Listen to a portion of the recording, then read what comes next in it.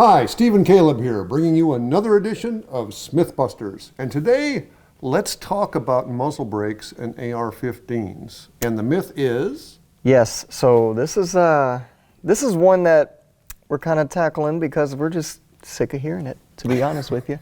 But it is, so let me round it out a little bit here. So one of them would be, you're not a man if you have a muzzle brake on your AR-15. You're weak if you have a muzzle brake on your AR-15, or just anything around that. Muzzle brakes, if you can't take the recoil, you're not as manly as you should be. You think there are guys like me doing most of this complaining and what, my age? Yes. This one, Don't sugarcoat it, just tell me what you think. It said from Steve at Brownells.com, so yeah. I didn't. Okay. So a muzzle brake to cut down on recoil or muzzle rise on an AR. Do you need it? I'd say, yeah, why not?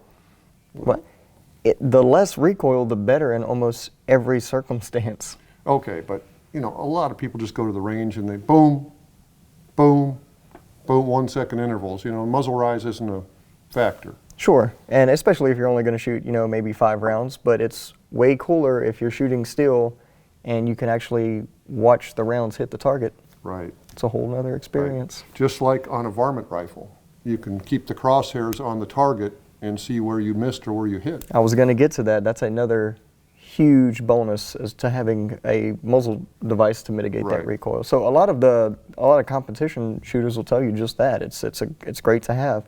I find that the most of those that complain about it are, well, kind of what we crossed earlier. The guys well, now be fair. Muzzle brakes increase noise. They do increase noise. Some people don't like that at the range, especially. You're two bays down from somebody with one of those huge honking muzzle brakes that blows at 90 degrees. I will say that, but at the same time, have you ever heard the guy's truck who is telling you that you're a wuss for having a muzzle brake? He has the loudest truck in the world. He doesn't care about noise. Well, it's a status symbol. To those of you who have loud automobiles, I'm not knocking that at all. I'm just using that to make a point. Of course.